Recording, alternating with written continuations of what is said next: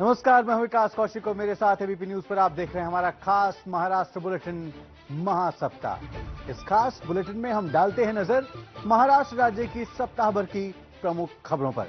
तो आइए करते हैं शुरुआत महासप्ताह की। सबसे पहले खबर पुणे से।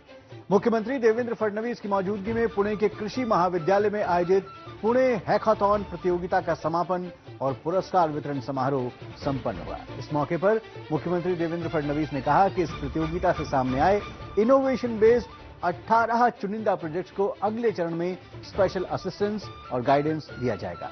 इनमें से कम 12 प्रोजेक्ट्स को बाजार तक पहुंचाने के लिए राज्य सरकार प्रयास भी करेगी। मला सांगताना आनंद वाटतो, पहिल्या ऍग्री हॅकॅथॉन मध्ये मुझे ये बताते हुए खुशी हो रही है कि पहले एग्री हैकाथॉन में 4 उत्पादों का व्यावसायिक उत्पादन पहले ही शुरू हो चुका है और 12 ऐसी नई कल्पनाएं हैं जिन्हें कृषि विश्वविद्यालय द्वारा प्रमाणित किया गया है। इसका मतलब है कि आने वाले समय में वो भी इसी तरह स्केलेबल होंगी और व्यावसायिक रूप से हमारे काम आएंगी। अशा पद्धतीनं स्केलेबल होतील आणि कमर्शियली आपल्याला उपलब्ध होतील।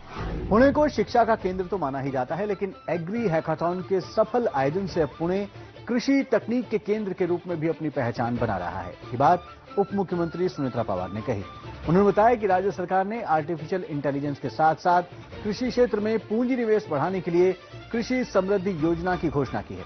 इसके लिए बजट में 2000 करोड़ रुपए का प्रावधान भी किया गया है।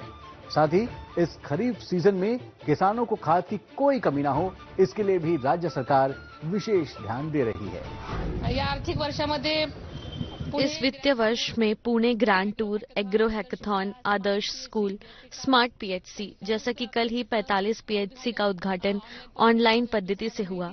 ये हम सभी को मालूम है। इस तरह की महत्वाकांक्षी योजनाओं का हमने सफलतापूर्वक कार्यान्वयन पिछले वर्ष में किया है। वर्षामध्ये करण्यात आलेली आहे। मुख्यमंत्री देवेंद्र फडणवीस और उप मुख्यमंत्री सुनेत्रा पवार के हाथों पुणे शहर में विभिन्न विकास कार्यों का भूमि पूजन, लोकार्पण और शिलान्यास किया गया। इनमें समान जलापूर्ति योजना के तहत 9 जलकुंभों का उद्घाटन और महात्मा फुले चौक से खराड़ी तक बनने वाले डबल डेकर फ्लाईओवर का भूमि पूजन भी शामिल रहा। और अब खबर सतारा से। सतारा जिले के महाबलेश्वर तालुका में तापोला से अहिर गांव को जोड़ने वाले पुल का निरीक्षण उप मुख्यमंत्री एकनाथ शिंदे ने किया।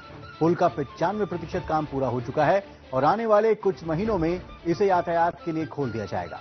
उप मुख्यमंत्री ने बताया कि ये पुल तैयार होने के बाद कोंकण और पश्चिम महाराष्ट्र के बीच सीधी कनेक्टिविटी होगी। साथ ही लोगों का करीब 45 किलोमीटर का लंबा चक्कर भी बचेगा, जिससे आवागमन और अधिक आसान हो जाएगा। तापोला अहिर नदी पर ये जो पुल है उसका 95% काम पूरा हो चुका है। इस नए पुल के कारण काफी लाभ होगा और अभी जो 45 से 50 किलोमीटर घूमकर आना पड़ता है वह समय और संसाधन की बर्बादी बचेगी।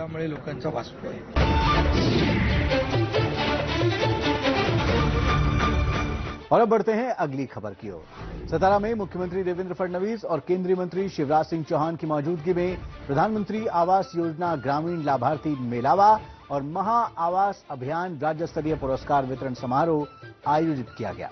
प्रधानमंत्री आवास योजना के तहत 5 लाख घर लाभार्थियों को सौंपे गए। मुख्यमंत्री ने बताया कि सरकारी जमीनों पर लागू कई आरक्षणों को हटाकर बेघर लोगों के लिए जमीन उपलब्ध कराई गई है। साथ ही जिन जरूरतमंद लोगों का नाम अब तक सूची में शामिल नहीं हो पाया था, उन्हें मौका देने के लिए पोर्टल फिर से शुरू किया गया है।